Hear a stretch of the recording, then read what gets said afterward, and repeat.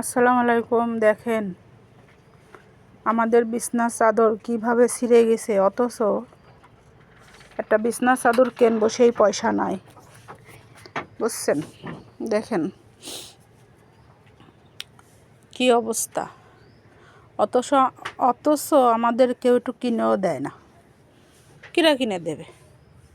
এ কারুর সহে পড়ে না। দেখেন কি অবস্থা। আর এই যে তোষক জাজিম যা দেখতেছেন, এটা মনে করবেন কি যে তোষক জাজিমের পরে সুতি পারে, অথচ একটা বিছনার চাদর কিনতে পারে না। একসময় আমি কাজ করেছি, মানুষের বাসায় কাজ করেছি, তারপরে বয়রা বাজারে বেচা কিনা করেছি। সেই সময় আমার বানানো। এখন আমি অসুস্থ, আমি কিছু করতে পারি না। আর মূলত আমার মেয়ে দুটো বড় হয়ে গেছে, বোঝেনি তো, বড় শিয়ানা মেয়ে ঘরে থাকলে যখন তখন ফেলাইতে জিনিসে নিয়ে যাওয়া যায় না। তাই আমি যাতে পারি না বলে, কামাই রোজগার করতে পারি না, এই জন্য এই বিছনার চাদরও কিনা হয় না। তা এই হচ্ছে আমাদের করুণ কাহিনী। কিন্তু ওই সময়, যে সময় আমি কষ্ট করেছি, কাজকাম করেছি, ওই সময় এই তোষক জাজিম আমি বানাইছি, তোষক জাজিম বানাইছি।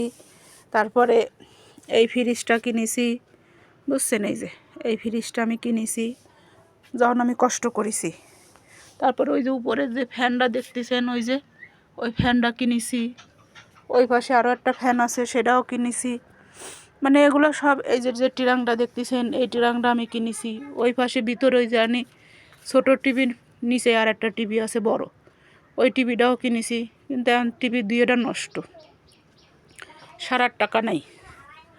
আর টিভি সাইডে দেখবে কিটা, কয় টাকা দেওয়া যায়? ওয়াইফাই লাইনের টাকা দেব না হচ্ছে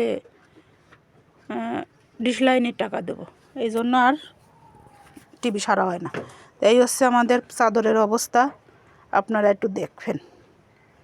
এরকম চাদর এই বাজারে এখনও কেউ গায়ে দেয় কি, বিছনায় দেয় কি? কথা উলট পালট হয়ে যাচ্ছে।